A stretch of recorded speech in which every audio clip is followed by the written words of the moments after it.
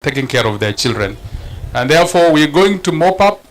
We're going to use our security agencies so that we can organize for a raid. We have identified a number of individuals who are peddling these drugs and who are targeting our children in school. And therefore, I want to appeal to all our leaders, all our parents to support our children so that they can get access to education, get access to all their rights as enshrined in our constitution.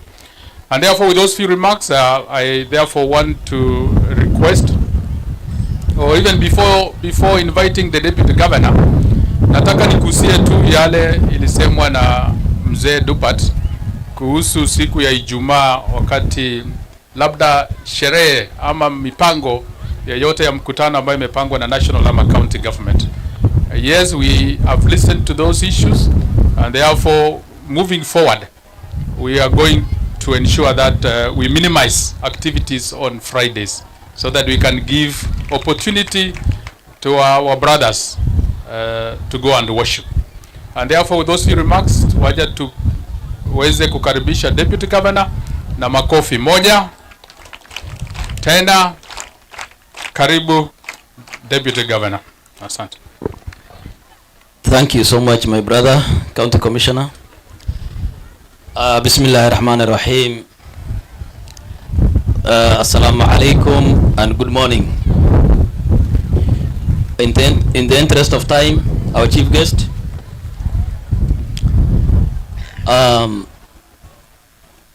I think this event today has been summarized by the entertainment we got here from the school children. They said everything that we could say, be it what they want, what they don't want, how they should be treated, how we need to interact with them. I think they said everything. So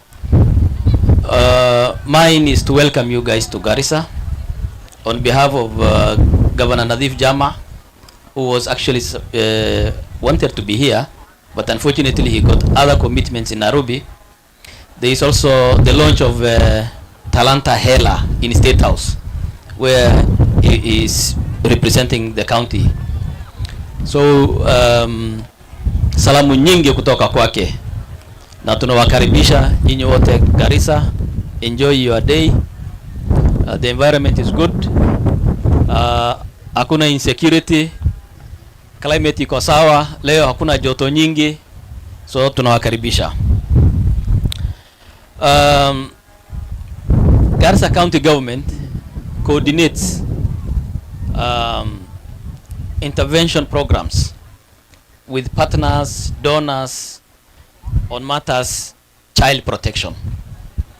So we are in the forefront in coordinating those intervention programs. And for your information, we are the only county in the country that has got a child protection unit fully operational and established in the whole country. We actually have it, and we keep children who come into contact with the law. So it is fully operational and is the only one in the country. Maybe the chief guest, you can visit and see after this. As a government, we try our best to keep our kids in school by giving them conducive learning environment. We built good classrooms in school. We are renovating much of the school ACD programs, and actually we keep kids in school by feeding them. We have got robust school feeding program. You remember we had a very drought ingine mbaya sana, lakini with the help of the governor and the partners, we managed to keep children in school. So letu ni kusema asanteni wale wamekuja hapa. It is Friday, and the interest of time, the message is all out there that we stand up for our kids. As parents, we must know what is going on in your house. You must know, as much as the kids want them to be given digital platform, we must know what they are going through. We must know what material they come across. So that is the advice we give, and Garissa County government is in the forefront in advocating for child right and child protection. With those few remarks, maybe I will also give my comment in Kisomali kidogo, because this message needs to go to the parents as well. Bismillahirrahmanirrahim. Halkan maanta waxaan iskugu imaanay maamuus la maamuusahayo maalintii caruurtii Afrika la dhahaa. Taariikh ahaan waxay jirtay arrin ay South Africa ka dhacday sanadka markuu ahay 1976 oo caruur lagu laayay. Maalinta kadib 1991 African Union ayaa soo imaadeen, waxay dhaheen maalintan aan maamuusaynaa. Marka maalin sanad kasta waa la maamuusaa. Maanta annaka waxaa fursad u yeelanay in maamuuska ka dhici lahay Kenya oo dhan halkan lagu qabto. Madax fara badan oo Nairobi ka imaatay ayaa joogta. Wasiirkii ayuu ahaa inuu imaado, laakiin cudurdaar buu soo diray. Marka madax sare oo wadanka ka imaatay nala joogaan. Waana maalintii caruurtii Afrika loogu magac daray. Marka annagana waxaan ka faa'iideysanaynaa inaan u sheegno dadweynaha caruurtooda inay maaragtay aabaha iyo hooyada guriga joogaan, caruurtooda waxay ku saabsan yihiin iyo waxay ku nool yihiin inay ogaadaan. Guriga aad joogto, anugaada markuu iskuulka ka imaado waa inaa ogaata maanta muxuu soo qabtay, muxuu la kulmay, inaa ogaatid. Ma aha ilmaha inaan iska dirno ay soo noqtaan, iska dirno subax dambe ay soo noqtaan. Ilmaha inaan la saaxiibno loo baahan yahay. Caruurta aan dhalnay inaan la saaxiibno, aan wareysano, maanta iskuulka maxay ka soo barteen, guriga ay nala joogaan, waxay fiirinayaan, mobilada ay wataan, inaan ogaano waxay ku jiraan. Waa ogtihiin khatar fara badan ayaa dhanka hadda oo internetka iyo social media ay maaragtay naga soo food saartay. Xag jirnimada oo caruurta la gelin karo, waxyaalaha anshaxa ahayn oo ay fiirsani karaan. Marka waxaan baaq u diraynaa waalid kasta oo ku nool countigan inay ogaadaan caruurtooda waxay la kulmayaan iyo waxay ku nool yihiin. Wabillahi tawfiiq. Assalaamu calaykum waraxmatullaahi wabarakaatuh. Asante sana Bwana Governor Honorable Abdi. Hata sisi tunakubali ya kwanza Garissa County ni one of the most responsive counties to children affairs, and in part of our appreciation the big role they played includes even giving us the venue, setting this venue for us, giving us the shed, plus many other contributions. This good work here has not come up on its own. Last night as late as 11 I was here and I met people burning the midnight oil to make sure that our activity was a success, especially in setting the stage. And the people who were leading that were people from our county government. Thank you very much, the good people of Garissa. Thank you very much, the leadership of Garissa County. And thanks so much, particularly those team who were here. And I was impressed. They were mothers and they were still here to make sure that our event becomes a success. Now, let me call our Secretary Children's Services. Sir, I know you have a speech, but we'll just give you a minute. Karibu. Thank you also all our security officers and all the protocols around. Thank you very much, Honorable Cabinet Secretary, Mr. Mugo. Honorable His Excellency the Governor, Mheshimiwa Umi Harun, distinguished ladies and gentlemen, good morning. Good afternoon. Hamjambo. Watoto hamjambo. Hamjambo watoto. Ebu simama kidogo uringe. Simama kidogo. Watoto hoye. Watoto hoye. Watoto hoye. Asanteni sana. Yangu yatakuwa machache, mheshimiwa. Nitasema hivi. Tuko na jukumu la kuangalia kila kitu ambacho mtoto anaangalia. Kama uko na mtoto ako na simu, ako na kinakishi, ako na mtandao, lazima kama mzazi lazima ujue mtoto anaangalia nini katika kompyuta.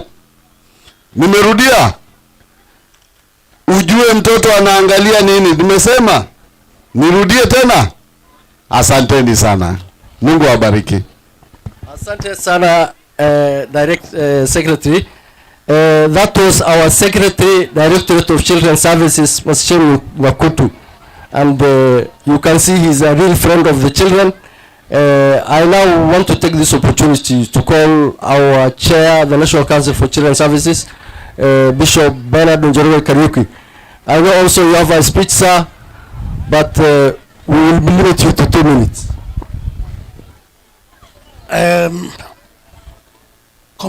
County Commissioner, thank you for your welcome. Deputy Governor, na all protocols observed. Tunashukuru sana kuwa hapa ili tuweze kufurahia hii siku ya watoto. Ningetaka kusema tumesikia furaha kuona vile Garissa County imetengeneza siku hii, na nimeona watu wa Garissa ni watu special. Tumeenda kwa mingi katika kila county, lakini hii vile imetengenezwa ni kuonyesha mambo ya watoto iko ndani yenu. Nataka kuzungumza kwa niaba ya board. NCCS ni idara ya serikali ambaye imepata sasa act mpya ya mwaka 22, na hii act imetupatia nafasi ya kulinda mambo ya watoto katika nchi yetu ya Kenya. Na katika NCCS tunashirikiana na wadau wengine kuona mambo ya watoto inaangaliwa vizuri. Kwa hivyo mkiwa na shida kama kaunti ya Garissa, mkumbuke NCCS iko pale kuwatumikia. Kuna maneno ilisemwa na mzee Dubat Ame ambaye ni maneno ya muhimu. Tuko kwa NCCS, tutazungumza na CEO tuone kwamba wakati hii siku inafika ni Ijumaa, siku ya Sara, tuone vile tunaweza kubadilisha nje mbele au irudi nyuma. Hii mambo ya Sara ya Ijumaa ni muhimu na tunahitaji kuiangalia. Jambo la pili, alizungumza mambo ya kwamba tunafunga hizi institutions za watoto na ile kazi ambazo zinafanya. Bwana CEO, tunahitaji kuwa na mkutano hapa ili tuweze kuzungumza na wao, kwa sababu watu wengine bado hawajajua ni kwa nini hizi zinafungwa. Tunataka pia kusikiza maoni yao, na kwa hivyo huyu mzee aambiwe tutakuwa na mkutano hapa hivi karibuni tuweze kuzungumza hili jambo, kwa sababu kila county ni tofauti na shida za kila county ni tofauti. Kwa hivyo hiyo nataka kusema ni hivyo. Jambo la mwisho, tunazungumzia the rights of a child in digital era. Dunia leo inaongozwa na digital era. Utajiri wote katika dunia hii leo unapatikana katika digital. Kweli au si kweli?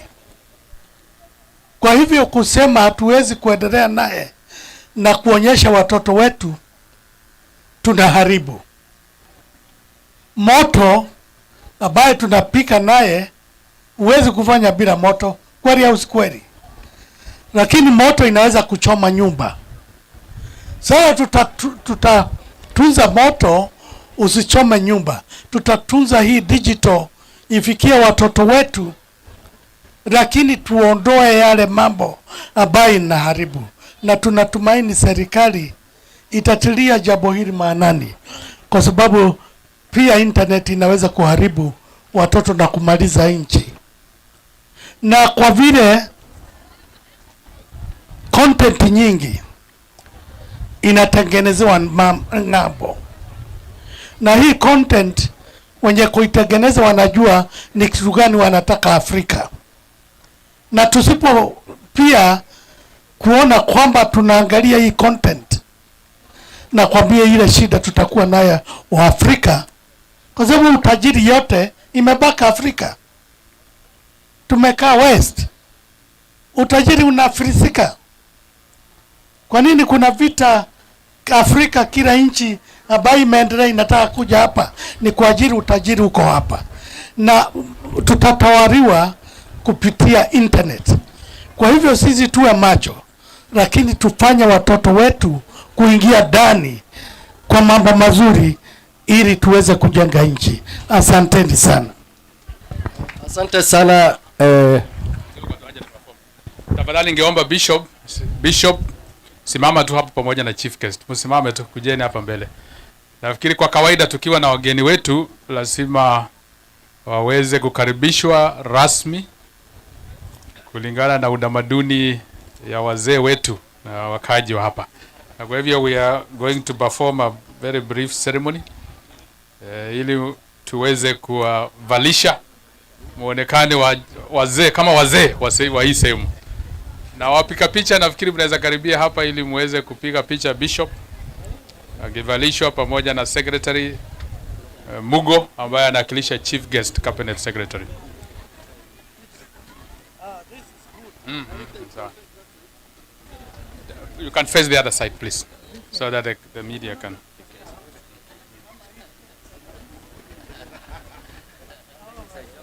Saidia Mohamed.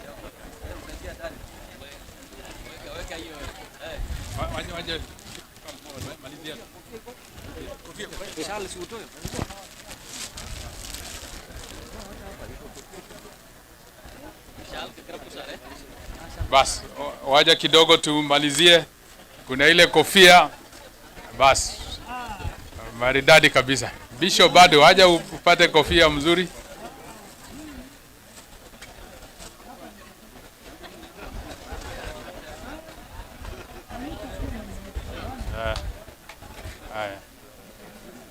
Sawa, valisha sasa ya mwisho.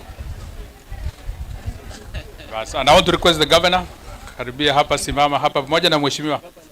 Simama hapa so that we can pose for a photo. CEO ka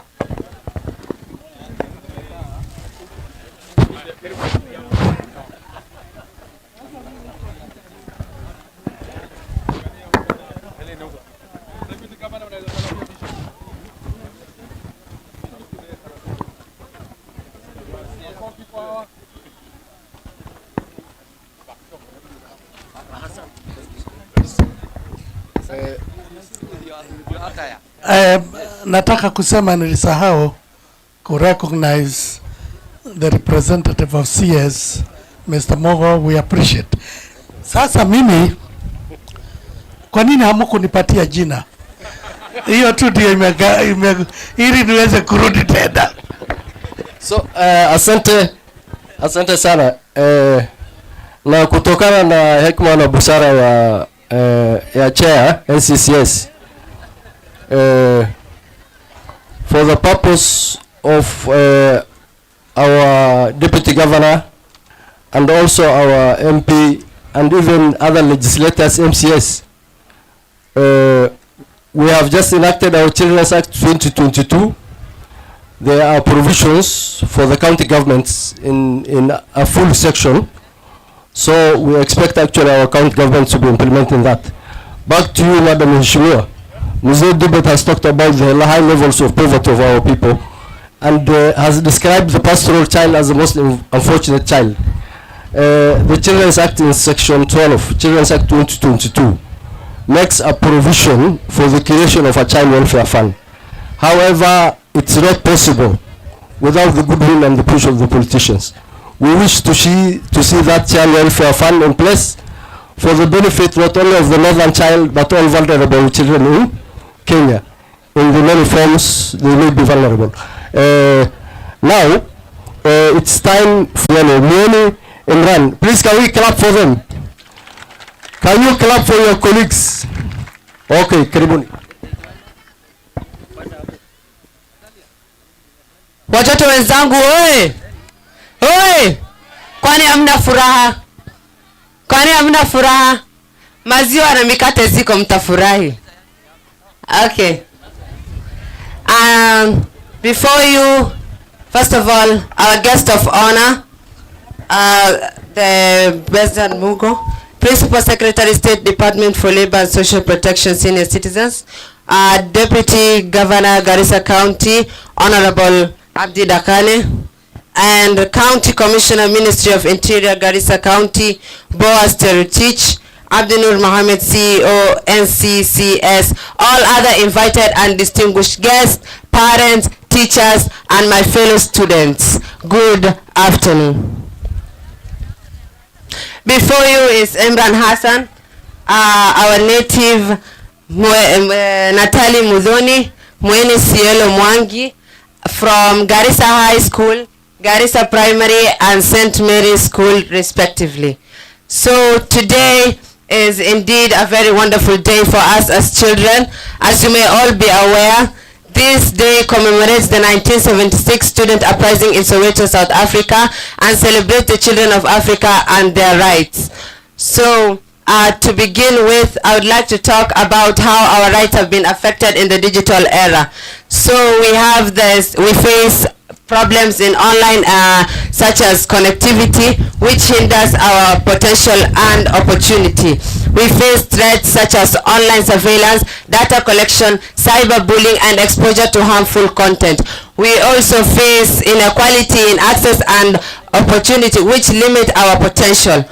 The ACRWC, which is the African Charter on the Rights and Welfare of the Child, protects and promotes the rights of the African child. It covers rights such as education, health, protection, participation, and provision.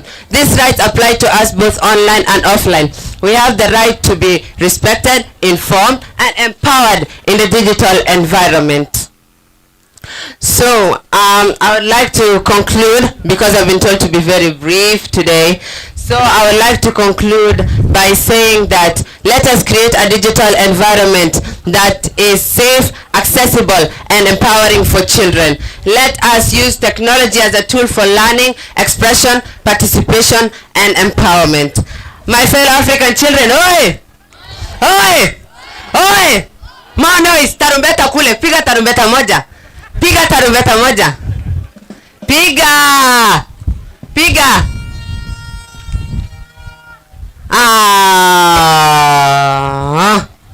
So I hope you have been very happy because this is the wonderful day for us. Congratulations for taking part. Nominated MP. Siku anajua kama wewe unakuanga MP. Okay. So I'll conclude by giving my native friend Natali Mudhoni. Tafadhali tupigieni makofi vizuri. Asante Imran. Just as the right of the children says, in the spirit of actually participation for all children, Natalia will be reading her speech from a Braille reader.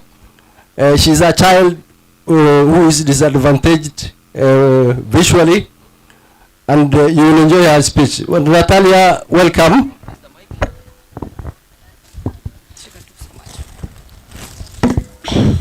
All protocol observed, I will restrict my acknowledgements to guests of honor, teachers, and students.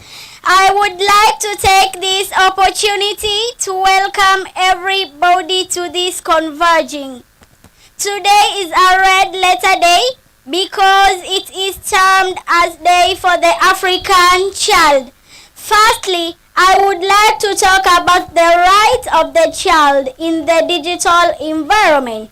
Firstly, the state parties have ensured that all children to have equal and effective access to the digital environment in ways that are meaningful for them. This environment is becoming increasingly important across most aspects of children's lives. Digital technology has created learning opportunities to students that they are able to do online homework assignments, access PowerPoints and games, computer, tablet for simple personal tasks and communicate socially, professionally using email, messaging, and social media. Digital technology has also enabled learners with special needs to do well in education. For example, visually impaired use an Orbit reader. Secondly, digital environment has made people to increasingly rely on technology to access services, social networks, and livelihood. This has mitigated girls' risk of FGM and new community-based initiatives in absence of in-person contact for preventing harmful practices. Innovative projects such as Game of Choice, Notes Chance, and interactive story-based video games. The projects have empowered girls by building agency and changing social norms. Thirdly, early marriages has become pandemic. Girls who marry before 18 years experience domestic violence, but digital environment has placed appropriate programs in order to fight a practice that deprives young girls of their basic human rights. Fourthly, use of drugs and substance by students had resulted to poor performance due to addiction and hallucination. Drug trafficking was also highly practiced, but since digital technology has been infused in learning, has reduced the cases, since it has given a wide range of health tools for drug addiction recovery. Child labor had hindered children from getting quality education. Digital technology integration has provided child-sensitive measures in service delivery. Lastly, with these a few remarks, I would like to thank everyone for listening to me. Makofi tafadhali. Asante sana. Thank you. Thank you. Now our Imran, you still have your. Imran is supposed to be taken over from me. It has gone to my time to hand over, and Imran is supposed to be taken over from me. Important guests are supposed to be welcomed by important guests. Otherwise, at this juncture, thank you very much, our teachers. We know you have traversed from all the county, and definitely you can all see the good role that teachers play. No child is left behind, and disability is not inability, as you are told. Let's give opportunities to all children. You can see how perfect Mironi has given us a speech and how articulate she was in her presentations. Thank you, Mironi, and thank you all of you. Imran, you are welcoming our chief guest now. Imran, you are welcoming our chief guest, Mr. Benson Mugo. Yes, I know. So please, can you call on the chief guest before we conclude? Okay, children, please let us start by clapping the CBC way. Do you know the CBC way of clapping?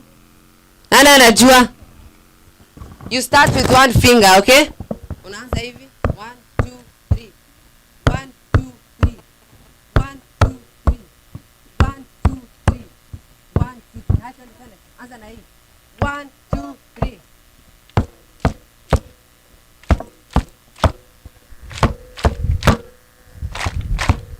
Haya, when the guest of honor is coming, nataka mpige makofi hivyo, sawa?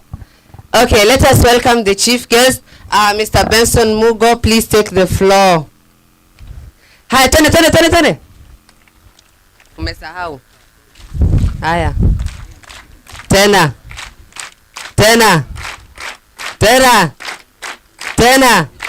Thank you.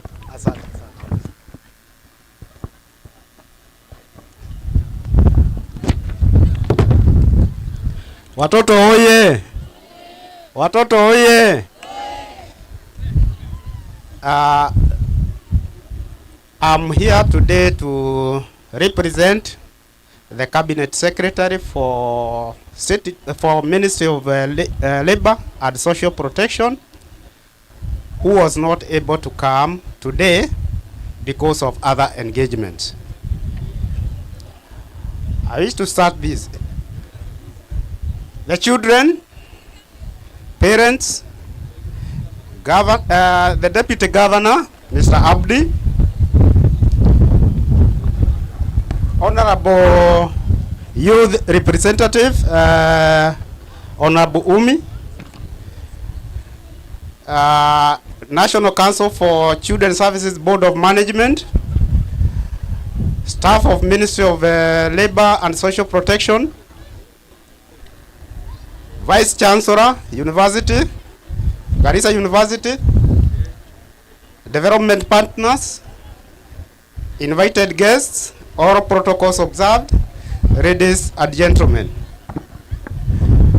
Nina furaha siku ya leo kuwa pamoja nanyi kwa sababu hii ni siku kuu ya watoto wa Afrika.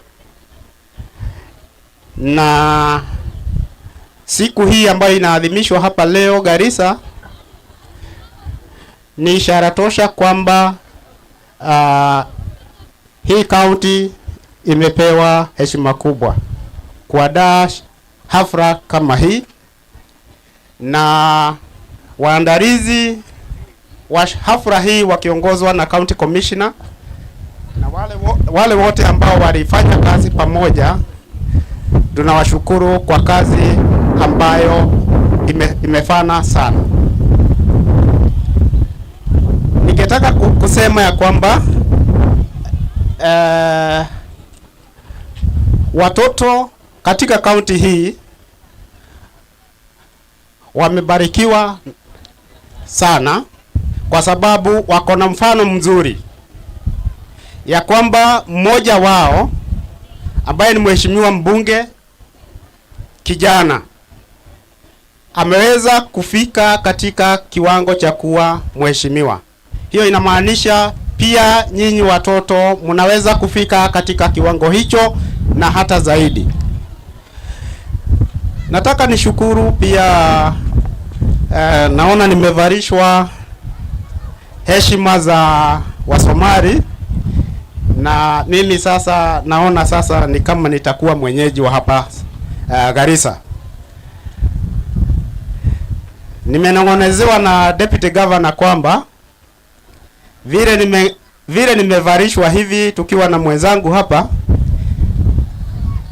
sio hiyo peke yake, kuna mengine mazuri ambayo yanafuata,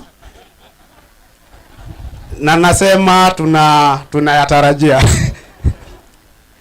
Now I wish to go straight to the speech by the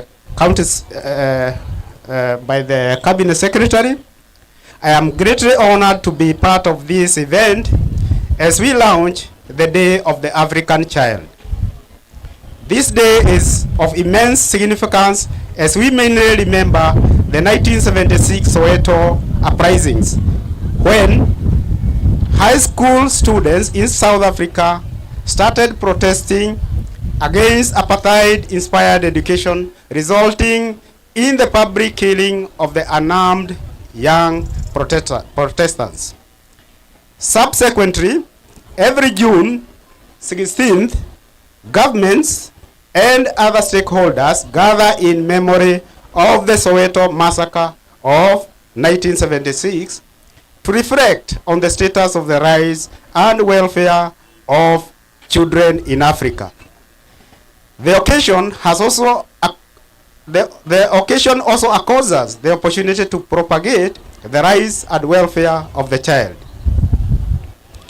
The first celebrated in Kenya in 1991, this annual event provides us with an opportunity to assess the gains made and to safeguard the rights and welfare of our children, identify gaps, and forge forward with renewed energy.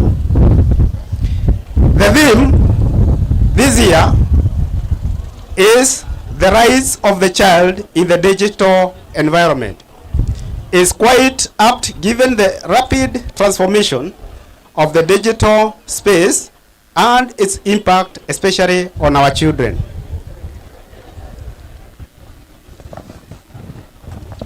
Ladies and gentlemen, internet access and usage has been increasing globally. As of May 2022, there were about 590 million users, which is 43% internet penetration in Africa. The importance of the digital environment to children's lives and rights has been emphasized by the United Nations Committee on the Rights of the Child in General, comment number 25 adopted in 2021. The general comment also stresses the fact that spending time online inevitably brings unacceptable risks and threats of harm, some of which children also encounter in other settings, and some of which are unique on the online context. One of the risks is the misuse of the internet and digital technologies for the purpose of child sexual exploitation and abuse. Online grooming, sharing of child sexual abuse material, and live streaming of child abuse are crimes against children that need the urgent multisectoral and global response.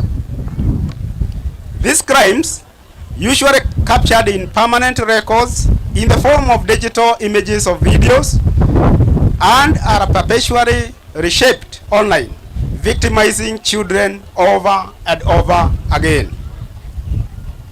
Ladies and gentlemen, a report on evidence on online child sexual abuse in Kenya, dubbed Disrupting Harm, indicates that by October to December 2020, 44.3 million Kenyans had internet subscriptions, which is 99% of them which were via mobile. From October to December 2019, 39.6 million subscriptions were also via mobile. The report further shows that by 2020, internet penetration for children aged between 12 to 17 years was 55%, 44 to 15 years 62%, and 16 to 17 years 83%. Out of these, 66% are girls and 68% being boys. Urban setting had 80% and rural 64% internet penetration.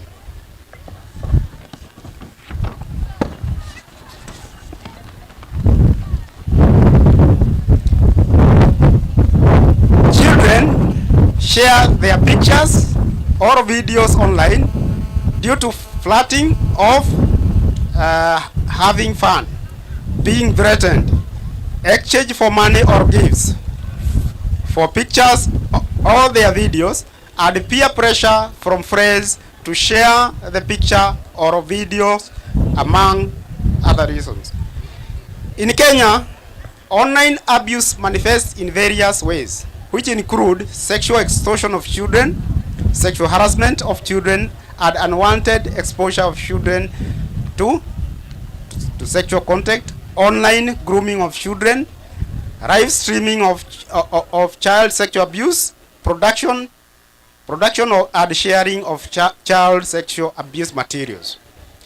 Data from the Disrupting Harm household survey shows that 67% of 12 to 17 years olds in Kenya are internet users. They have used the internet within the past 3 months. This comprises of 12 to 13 years old, it constitutes 55%, 14 to 15, 62%, and 16 to 17, 83%. Boys and girls are just as likely to be internet users. In rural areas, 64% of children are internet users, compared to 80% in urban areas.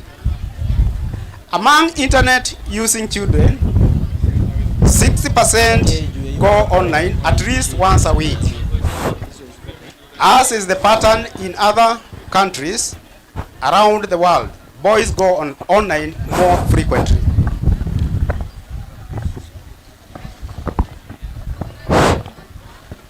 This is a sure indication that our children are digitally okay, and therefore they are able to view digital content. It's upon our parents to make sure that they know what their children access. As one of the speakers before me indicated, it is very important for parents to make sure that they know what their children are getting into. Otherwise, we are living in a very dangerous era. Ladies and gentlemen, internet use has fundamentally changed the way children exercise and realize their rights.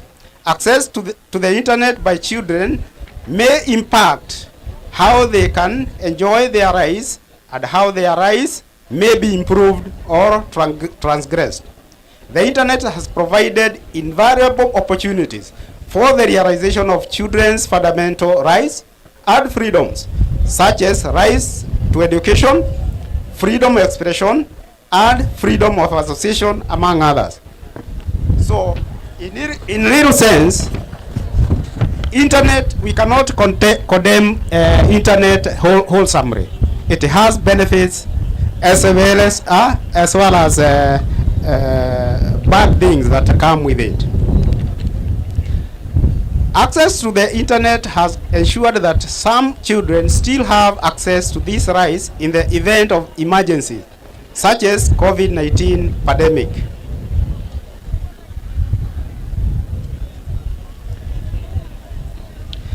Children's privacy can also be compromised in the online environment due to a number of practices, such as the sharing of children's personal information by children or adults, data collection and processing by public institutions, business and other organizations, and criminal activities such as identity theft.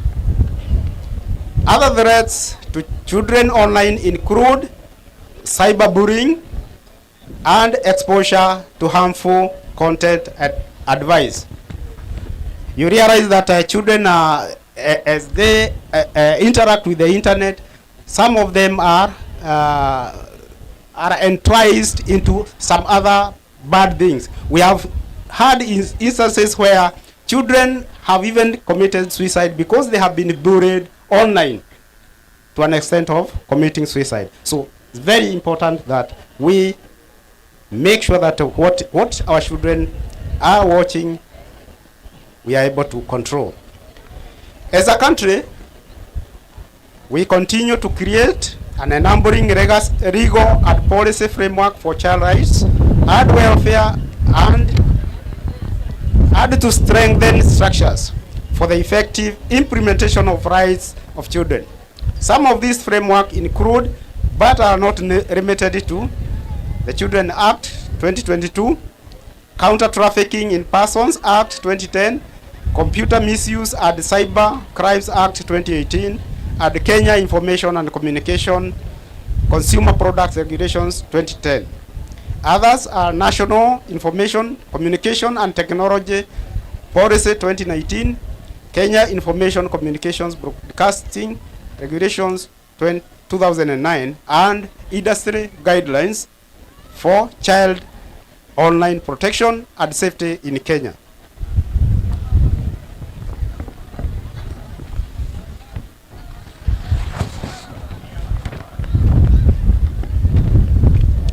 year's celebration come against the backdrop of the enactment of the Children Act 2022. I wish to underscore the need for expeditious dissemination and implementation of this law that will go a long way in scaling the progressive realization of the rights of all children in Kenya. My ministry, through the State Departments for Social Protection and Senior Citizen Affairs, initiated the Kenya Children Assembly, KCA, a platform that affords children the opportunity to air their views, interact with the policy makers, educate each other on various forms of abuse and channels of reporting the violation of their rights. The government has also undertaken numerous initiatives to ensure the realization of children's rights in the digital environment. These include, among others, the establishment of the Anti-Human Trafficking and Child Protection Unit, which collects, preserves, and examines computer digital evidence to support the investigation and prosecution of offenses against children online.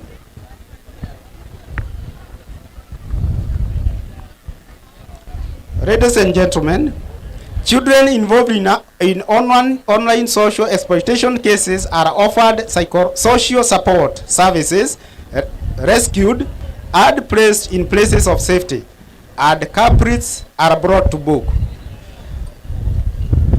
Further, my ministry has seconded children officers to this Directorate of Criminal Investigations in Nairobi and Mombasa to fast-track matters involving trafficked children, and especially online.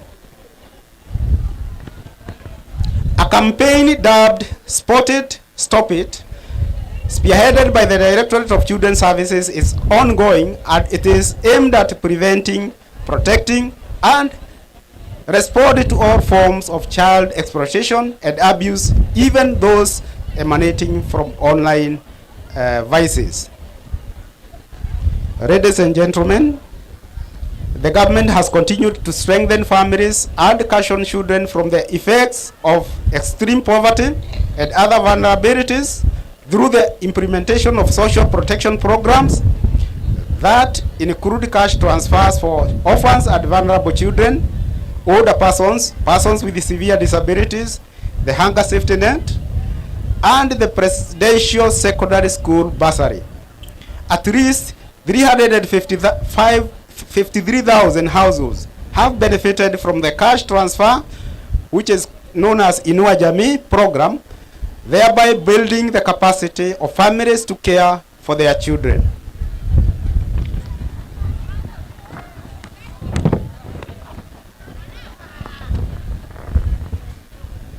Other measures adopted to protect child include the operationalization of the Counter Trafficking in Persons Advisory Committee and Trust Fund to assist victims of trafficking, including children, the establishment of the Child Prosecutions Unit at the Directorate of Public Prosecutions, and the establishment of the signing of the We Protect Global Alliance that seeks to protect children from online abuse and exploitation, and the development of NPA to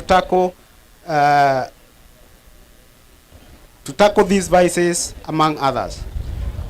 Ladies and gentlemen, the government is concerned with the cases of violence against children, despite the presence of many local and international legislative frameworks that protect children from violence against children. The heart-rending case of Shakahola, Kilifi County comes to mind.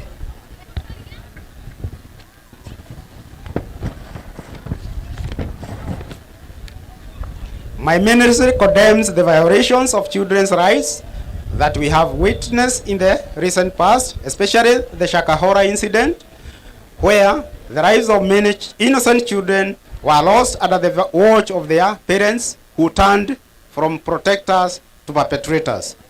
Protecting children from all forms of violence and abuse, including online, calls for a collaborative effort from the stakeholders, including the government, UN bodies, civil society organizations, internet service providers, law enforcement agencies, media, communities, local leaders, religious leaders, children, and parents and caregivers.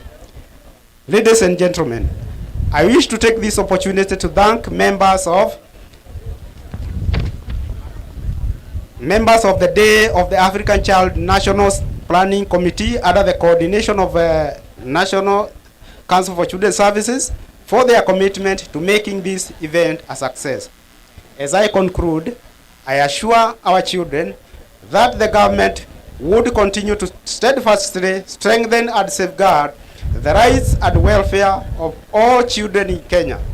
I sincerely appreciate our partners for deploying human and financial resources towards child protection in our country.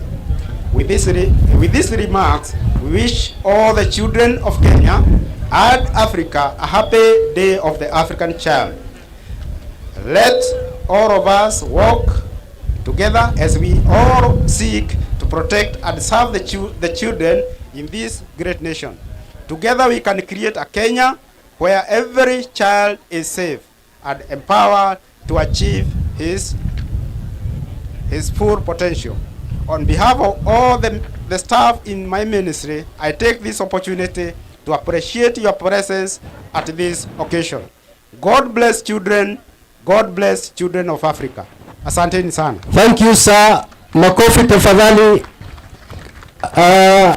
Applause, please. Now, we have come to the end, but I wish to hand over to the MC to give us maybe some guidance, some announcements. MC, it's already half past. 1 minute, please. Thank you. Thank you, our chief guest. All protocols observed. Watoto naomba tusimame zote. Naomba zote tusimame. Please, let's all stand up. Let's all stand up and come nearer. As I do this, I want to call upon Mweni Cielo to come and move a vote of thanks very, very briefly, 1 minute. Then I'll guide you. Watoto naomba tukaribie. Nitampa hii. Sawa sawa. So, let's listen to the vote of thanks from Mweni. All protocols observed. Good afternoon. Before you is Mweni Cielo, the female chief guest. I would like to give the vote of thanks. Firstly, I would like to thank the guests of honor, my fellow African children, the teachers, our dear parents, the NGOs, our host Garissa University, the NCC's board for planning and also ensuring that we attend this honorable event. Lastly, I wish to especially thank our guests of honor and other invited guests who are here with us today for gracing this occasion. Thank you for making time to be with us. That keeps us children more encouraged since it shows how strong you value children. I now want to take this chance to wish you all journey masses to the different destinations we shall travel to. Thank you all and may God bless you. Asante sana watoto, tumpigie makofi mazuri. Thank you. I was your host MC. My name is Gitao Steven. Natoka kwa Directorate of Children's Services, specifically that department that deals with issues of online child protection. So all what the children have said falls within our department, and I'm sure we'll do it. So at this point, I want to call the band to do the national anthem, just one stanza only, the national anthem. Then immediately after the band, the function will be over. But I'm also told that you are all invited for lunch. Watoto hoye? Watoto wi? Watoto wa? Mumesahau. I'll come again, I'll teach you. So all children, your lunch is provided. Chaperones, ensure you ensure you mobilize your children. Your lunch is here in the venue. The other guests, you will be guided. Thank you very much. So let's all be upstanding for the national anthem and asanteni sana. And just before they do it, again a great appreciation to the board, to the band. I'm told they have come all the way from Kitui, Compassion. So asante sana watoto wa Compassion and the Compassion in general. So let's all be upstanding for the band, for the national anthem. Thank you.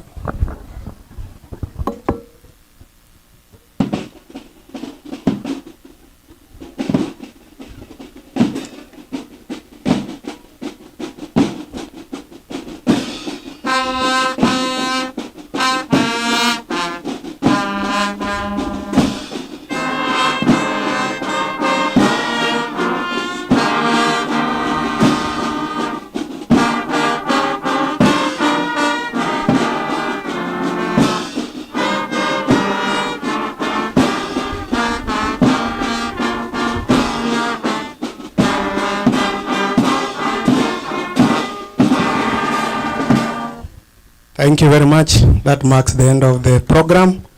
It's also a prayer. Thank you.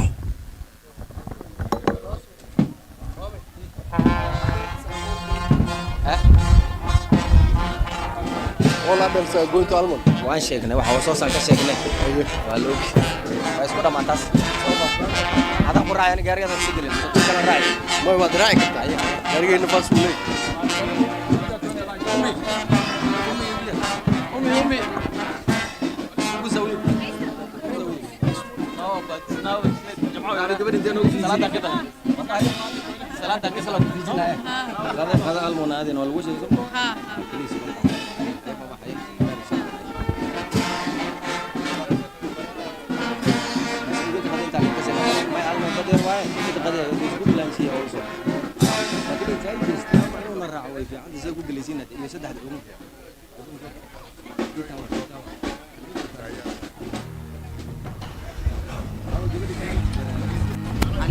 Wajah tu organize. Madam. Wajah tu panggil gari. Wewe sana hapo. Hawa najua wewe kuja na wako. Kuja na wako. Angalia njoni haraka.